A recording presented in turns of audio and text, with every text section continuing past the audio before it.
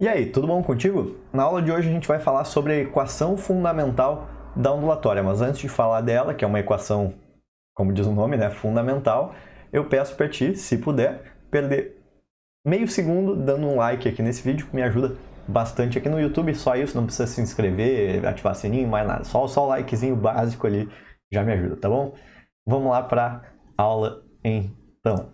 Aula de equação fundamental da ondulatória. Primeiro a gente tem que relembrar uma coisa, o que é o comprimento de onda, para a gente entender bem a dedução da equação fundamental da ondulatória. Tá? Comprimento de onda, ela é a distância percorrida por uma onda num período, tá? Ou seja, numa oscilação completa. Vamos lá então. Vamos olhar ali que a gente tem aquela figura, onde a gente tem aquela onda já se propagando na corda. Vamos acompanhar o movimento do ponto ali que a gente vai chamar de C, tá? A onda vai estar se propagando, né? Os pontos da corda vão estar subindo e descendo.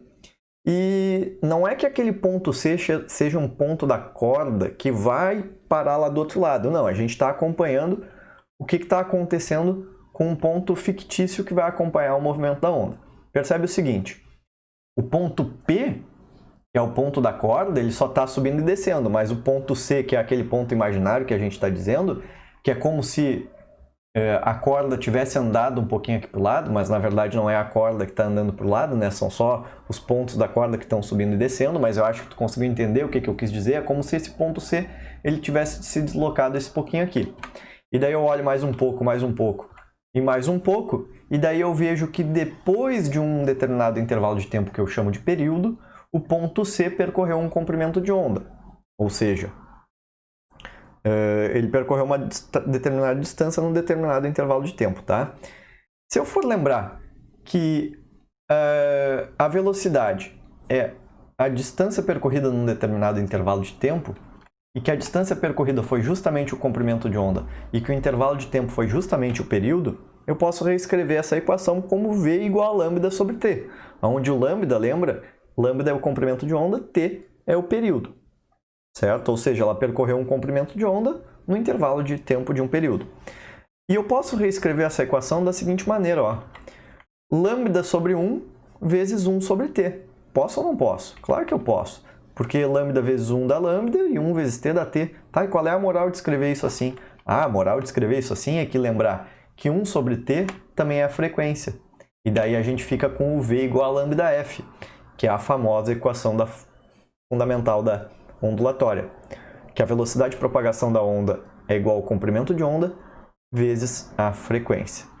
E daí a gente escreve ou como V igual a lambda f ou V igual a lambda sobre t. Recomendo guardar mais essa equação aqui porque é a mais utilizada para determinar o que a gente precisa, tá? V é a velocidade de propagação no sistema internacional em metros por segundo, o comprimento de onda é o lambda em metros, frequência é em por segundo ou em hertz, né, que são a mesma coisa. Hertz é como vai aparecer para ti nas provas. E aqui, velocidade de propagação em metros por segundo, onde o período é em segundos e o comprimento de onda é em metros.